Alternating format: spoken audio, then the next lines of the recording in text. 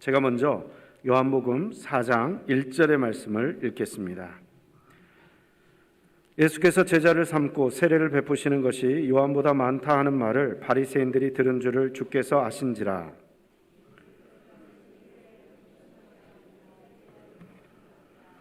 유대를 떠나사 다시 갈릴리로 가실새 사마리아에 있는 수가라 하는 동네에 이르시니 야곱이 그 아들 요셉에게 준 땅이 가깝고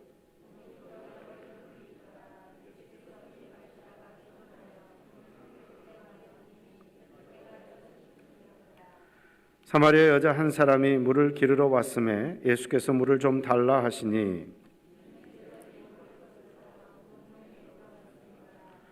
사마리아 여자가 이르되 당신은 유대인으로서 어찌하여 사마리아 여자인 나에게 물을 달라 하나이까 하니 이는 유대인이 사마리아인과 상종하지 아니함이러라.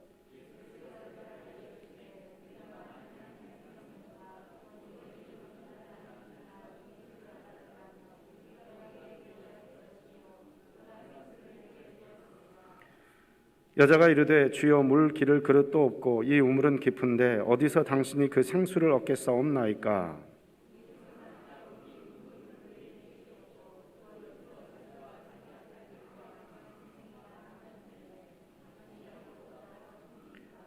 예수께서 대답하여 이르시되 이 물을 마시는 자마다 다시 목마르려니와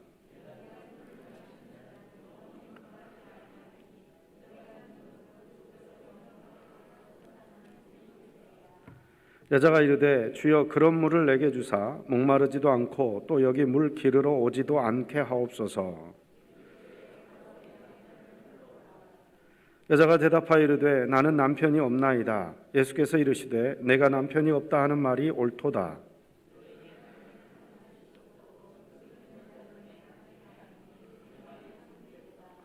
여자가 이르되 주여 내가 보니 선지자로소이다.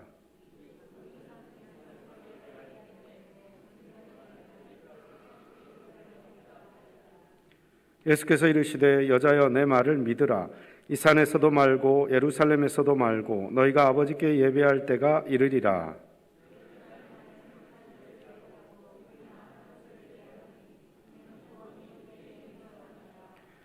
아버지께 참되게 예배하는 자들은 영과 진리로 예배할 때가 원하니 곧 이때라. 아버지께서 자기에게 이렇게 예배하는 자들을 찾으시느니라.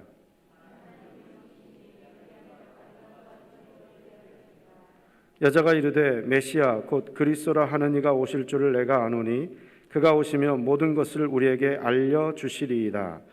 예수께서 이르시되 내게 말하는 내가 그라 하시니라. 아멘.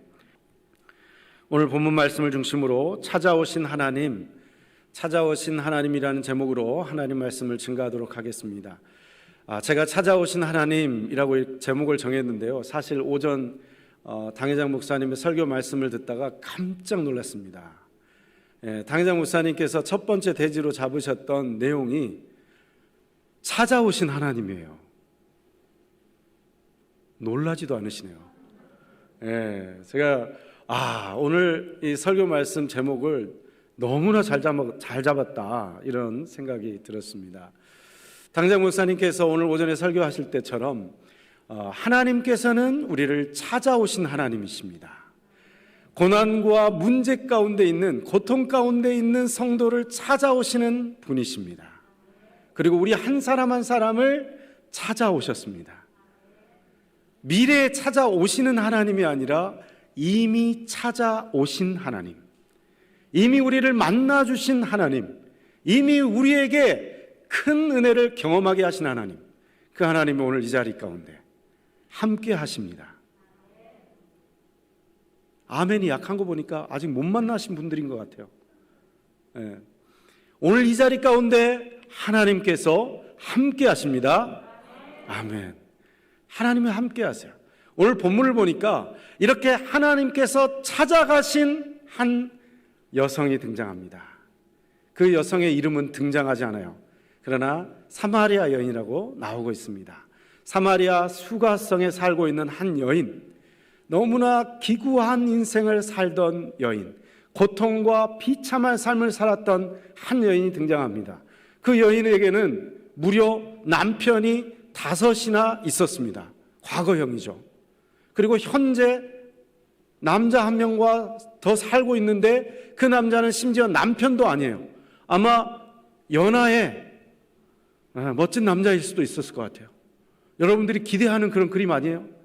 한 명도 아니고 여섯 명이나 되는 남자와 사귄다. 그리고 심지어 5번이나 결혼을 하고 6번째 다른 남자와 살고 있습니다. 마치 어떻게 보면 이 여인이 너무나 문란한 여성이 아닐까 이런 상상을 하게 되는데요. 성경은 그 어디에서도 사실 이 여인이 문란한 여성이다 이런 표현은 쓰고 있지 않습니다. 그런데 우리가 예수님 당시의 역사적인 사실을 기초로 해서 짐작해 볼 수 있는 것이 있습니다. 그건 뭐냐면 예수님 당시에 여성과 어린 아이들이 생존하기 위해서는 무엇이 필수적이었냐면 반드시 남성의 힘과 재력이 필수적이었습니다. 그러니까 어떤 여성이 독립된 존재로 생존하기 위한 조건이 필요한데 그것은 남자 밑에 들어가 있는 것입니다. 그 남자가 아버지이든지 아니면 그 남자가 남편이어야만 가능한 거예요.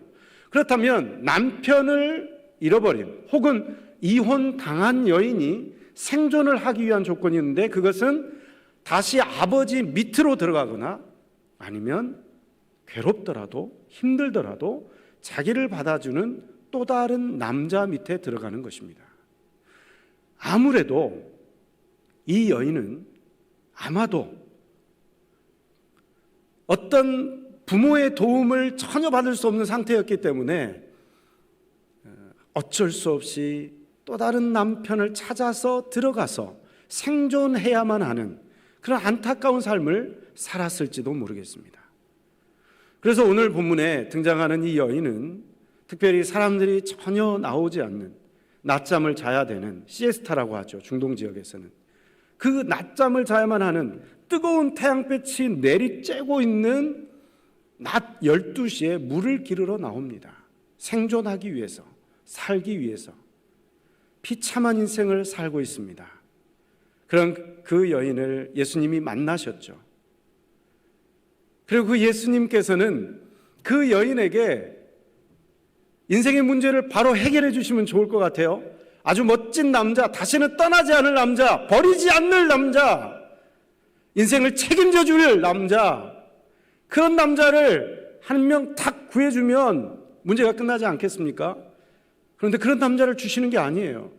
아니면 어쩌면 다시는 물 그리러 올 필요가 없는 펑펑 솟아나는 멋진 샘물을 집 가까이에서 그냥 확 터뜨려가지고 마치 모세가 바위를 지팡이로 때렸을 때 샘이 터졌던 것처럼 갑자기 땅 밑에서 샘이 솟아나가지고 다시는 이 힘든 일을, 다시는 이 부끄러운 일을, 다시는 이 민망한 일을 하지 않아도 될 만큼 그런 멋진 샘물을 주실 수도 있었을 것입니다.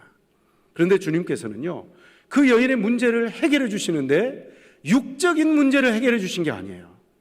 그 여인의 문제를 어떻게 해결하십니까? 영적인 목마름, 영적인 문제를 먼저 해결해 주시는 것을 볼 수가 있습니다. 어떻게 해결하셨습니까? 그 영적인 문제는 예배를 통해서 해결될 수 있다는 것을 보여주십니다. 예수님께서 그 여인의 비참한 현실을 깨닫게 하십니다. 네 남편을 데리고 와봐라. 남편이 없습니다.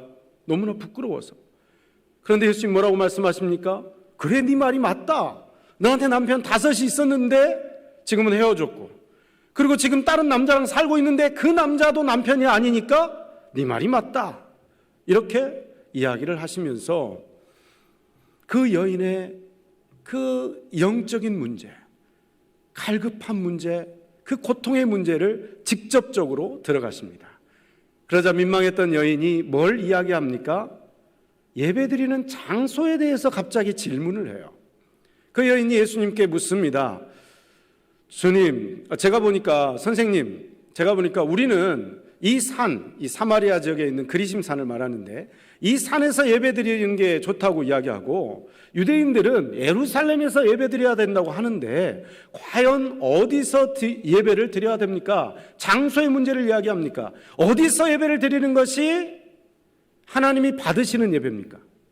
어디서 예배를 드리는 것이 하나님이 기뻐하시는 예배입니까? 이렇게 질문을 합니다. 그런데 예수님께서는 그 질문에 대해서 답을 하지 않으세요. 그리고 이상한 말씀을 하십니다. 그 이상한 대답을 하시는 예수님의 말씀을 한번 찾아보도록 하겠습니다. 오늘 본문 21절 말씀입니다. 오늘 본문 21절 말씀 함께 읽겠습니다. 예수께서 이르시되 여자여 내 말을 믿으라. 이 산에서도 말고 예루살렘에서도 말고 너희가 아버지께 예배할 때가 이르리라. 네, 여인들이 어디서 예배드리는 것이 좋은 것인지 물었다면 그래, 사마리아 산에서 예배드려라. 아니다, 예루살렘에서 예배드려라. 그것도 저것도 아니라면 여기서 예배드려라. 요단강에서 예배드려라, 광야에서 예배드려라, 이런 장소를 이야기하셔야 되는데 장소를 이야기해 주시는 게 아니라 하나님께 예배할 때가 이른다, 시간에 대해서. 그리고 더 나아가 보면 이건 구체적으로 예배의 장소 문제보다 더 중요한 것이 있다는 것을 알려주십니다. 더 중요한 게 뭐냐? 어디서 예배드리느냐보다 더 중요한 것이 있는데 그것은 예배를 어떻게 드릴 거냐. 그걸 지금 예수님께서 알려주세요. 오늘 본문 우리 함께 읽어보겠습니다. 오늘 본문 23절 말씀 24절까지 함께 읽겠습니다. 아버지께 참되게 예배하는 자들은 영과 진리로 예배할 때가 오나니 곧 이때라. 아버지께서는 자기에게 이렇게 예배하는 자들을 찾으시느니라. 하나님은 여기시니 예배하는 자가 영과 진리로 예배할지니라. 아멘. 너희가 진짜 예배할 때가 오는데 그리심 산에서 예배드리느냐 예루살렘에서 예배드리느냐 그것이 중요한 것이 아니라 어떻게 예배드릴 거냐. 더 구체적으로는 영과 진리로 예배드리는 것이 중요하다. 예배의 장소가 중요한 것이 아니라 근데 이것도 나중에 이제 다시 설명드리겠지만 이것도 중요합니다. 근데 그것보다 더 중요한 것이 있다는 거예요. 더 중요한 게 뭐냐면 예배 드리는 사람이 중요하다는 거예요. 예배 드리는 그 사람이 어떻게 예배를 드리고 있느냐는 거예요. 그것이 더 중요하다는 것을 예수님께서 이야기를 하고 있습니다. 영과 진리로 예배 드린다는 것은 예수 그리스도를 믿음으로 말미암아 성령으로 새롭게 된 상태, 그래서 진리 대신 말씀이신 그 진리 안에서 예배 드리는 것이 바로 영과 진리로 예배 드리는 것입니다. 그러니까 영과 진리로 예배 드리기 위한 조건은 뭐냐면 예수 그리스도를 나의 구세주와 주님으로 믿는 거예요. 그래서 구체적인 해답을 예수님께서 말씀을 하시는데 오늘 본문 22절 말씀입니다. 여기에 해답이 있어요. 22절 말씀을 우리 함께 읽겠습니다.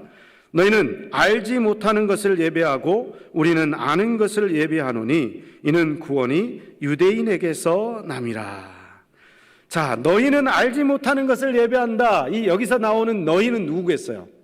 이 사마리아 여인한테 말하는 거니까 여기 이 너희는 사마리아 사람들이겠죠. 예. 사마리아 사람들, 너희는 알지 못하는 것을 예배한다. 하나님이 누구신지 알지 못하고 예배를 드리고 있다는 거예요.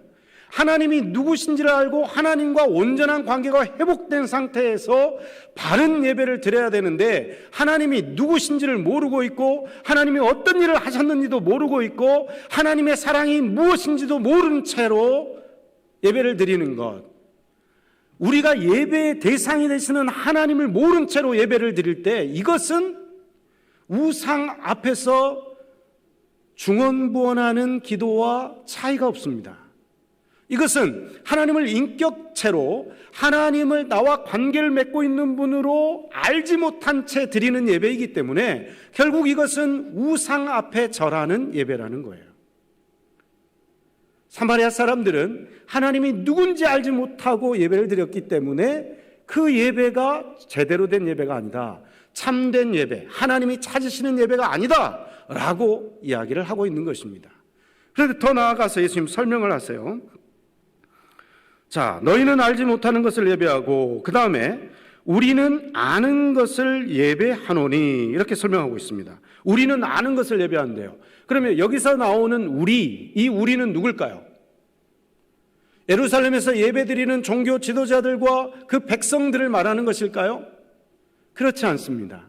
왜냐하면 만약 그들이 참다운 예배를 드렸다면 사마리아에서도 말고 예루살렘에서도 말고 라는 이 표현을 쓰지는 않으셨을 거예요.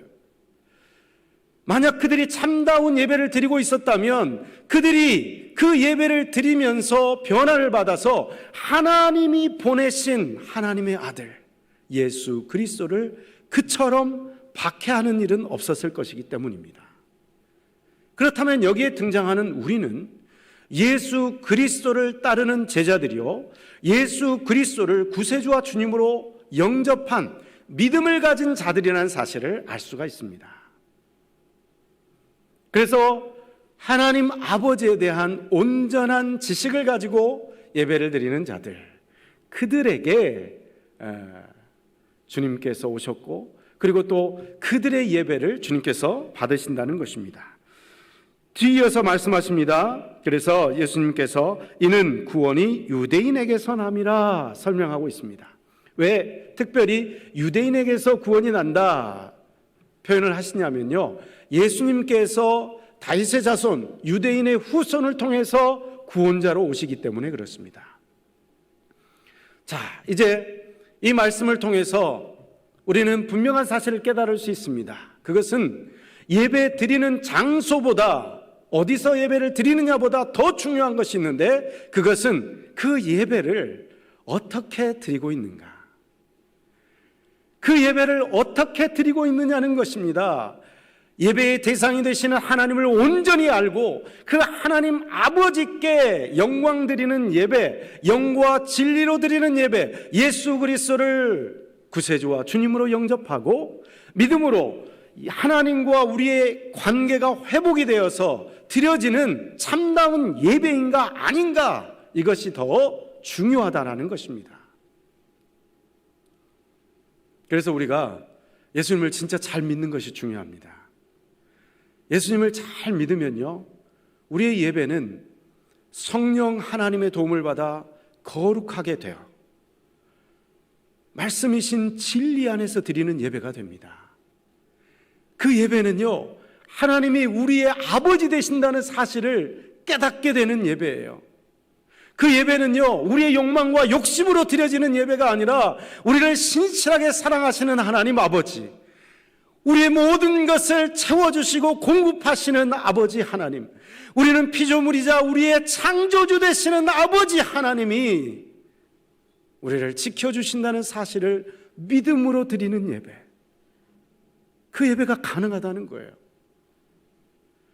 이 사실을 깨닫지 못하고 이 바른 지식을 알지 못하고 드려지는 예배는 대부분 어떤 예배입니까? 내가 살아있는 예배, 내 욕망과 내 소원만 부르짖는 예배, 하나님의 뜻보다는 나의 욕망이 앞서는 예배, 하나님이 어떤 분이신지는 믿지 못하고 불신과 의심과 두려움 가운데 드려지는 예배, 그런 예배로 나가고 있지는 않습니까?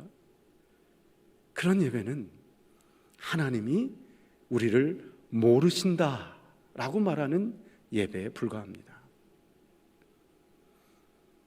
예수 그리스도를 통해서 변화가 되어 영과 진리로 예배를 드릴 때에 우리는 하나님께서 우리의 진정한 아버지 되신다는 사실을 깨닫게 됩니다. 오늘 본문을 보면요, 그래서 예수님께서 강조하시는 게 바로 그 아버지라는 단어예요. 21절부터 제가 다시 한번 읽어보겠습니다. 예수께서 이르시되 여자여 내 말을 믿으라.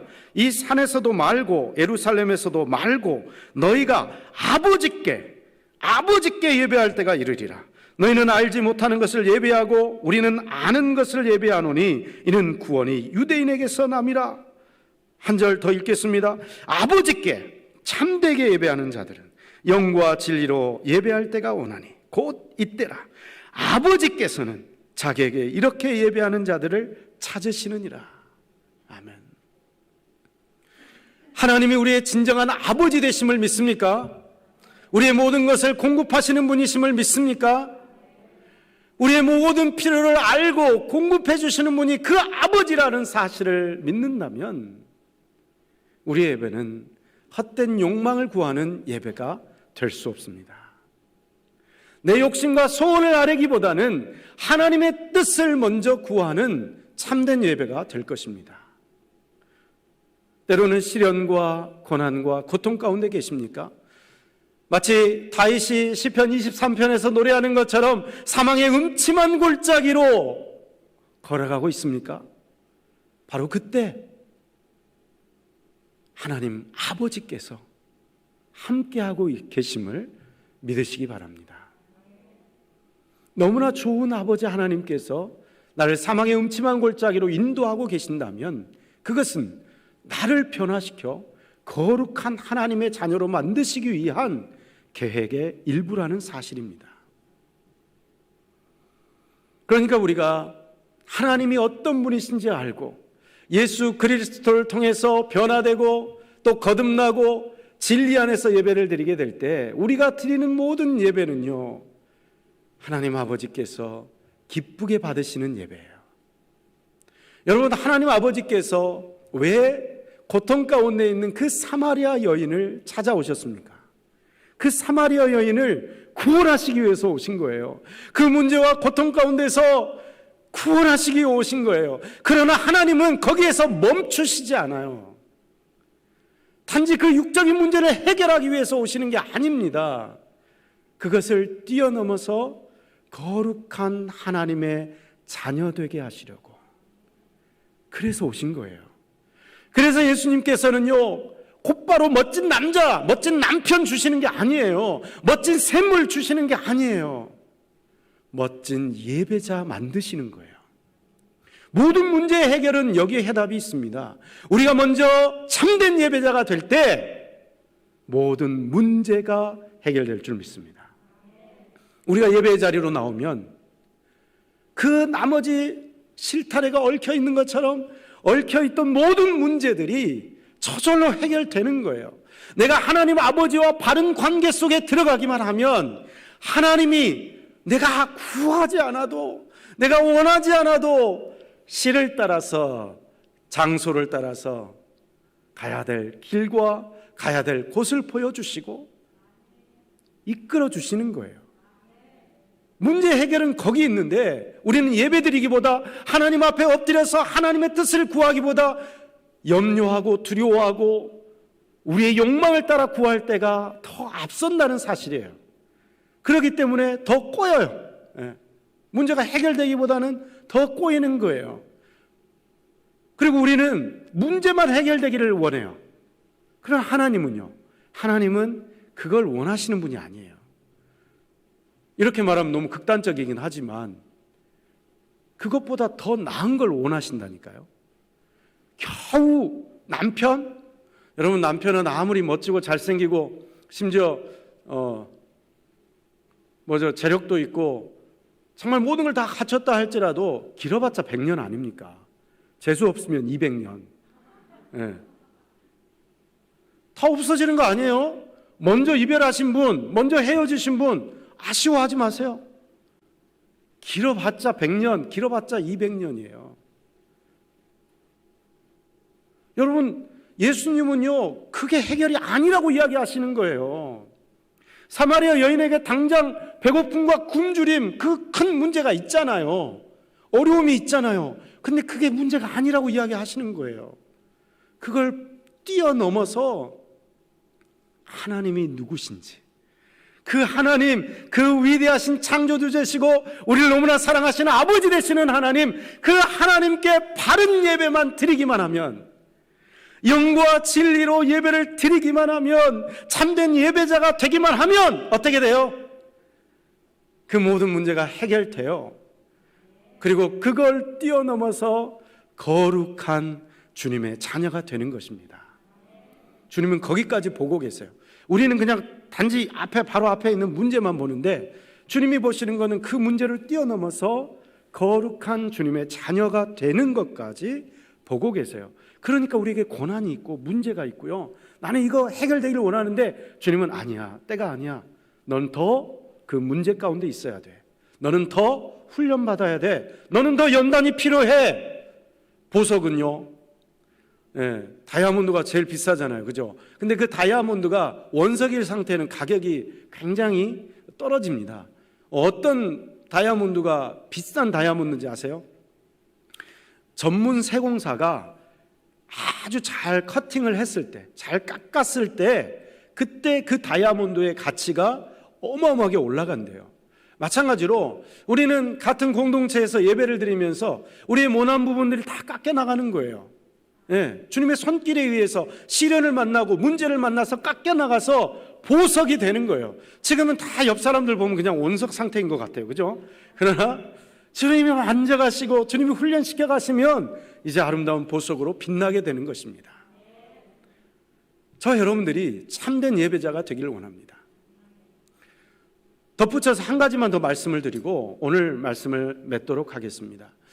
그러면 이렇게 생각하면, 오늘 이 본문 말씀을 보면, 그래, 그럼 예배의 장소는 중요하지 않고, 그래, 그럼 내가 영과 진리로 예배 드리는 것만 중요하다, 이렇게 생각할 수가 있어요. 그럼 예배 장소는 뭐 어디서 드리는지 상관이 없다. 특별히 지금 코로나19 시대에 우리는 각 가정에서 온라인으로 예배를 드리고 있습니다. 지금도 이 영상을 지금 각 가정에서 시청하고 있는 분들이 있습니다. 예배를 드리고 계신 분들이 있는데요, 제가 각 가정에서 예배 드리는 것이 잘못되었다고 이야기하는 것은 아닙니다. 오해하지 마시기 바랍니다.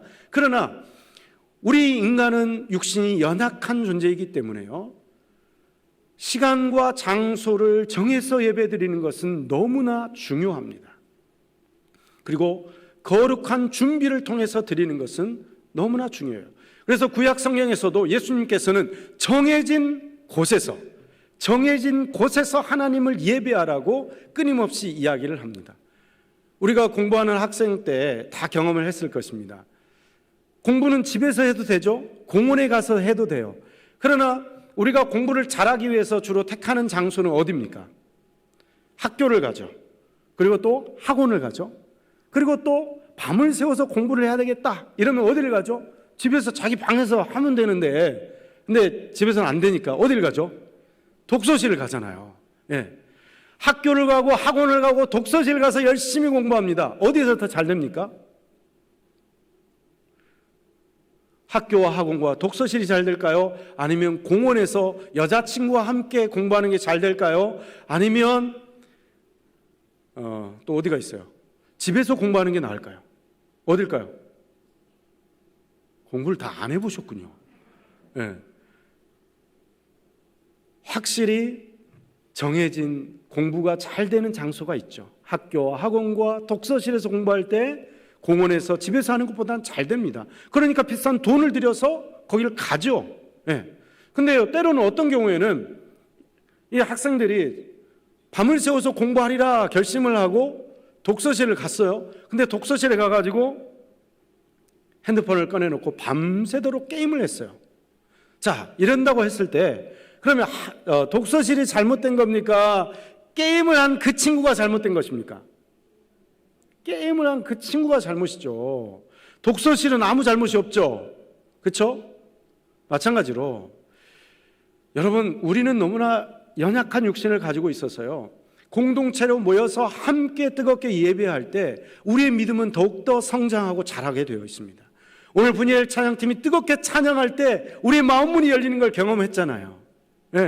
하나님을 예배하는 이 좋은 분위기 속에서 예배하는 것이 집에서 소란스럽고 준비되지 않은 상태에서 영상으로 예배드리는 것이 그런 것보다는 훨씬 더 집중하기가 좋습니다. 그래서 우리는 할 수만 있다면 상황과 여건이 허락되는 한, 그리고 또한 사회적 거리두기에 따라서 정부 지침에 따라 허용이 되는 한 우리는 적극적으로 예배에 참석해야 됩니다. 특별히 우리 3월 달에 있는 특별 새벽 집회, 다시 한번 우리의 열심을 불러일으키고 참된 예배자가 될 수 있는 훈련의 기간인 줄 믿습니다. 예배에 나오는 일에 더 힘을 쓰는 저와 여러분들 되시기를, 그래서 참된 예배자가 되어서 아버지 하나님께 예배드리고 그리고 또한 모든 문제가 해결되고 거룩한 하나님의 백성으로 변화되는 저와 여러분들 다 되시기를 간절히 기원드립니다.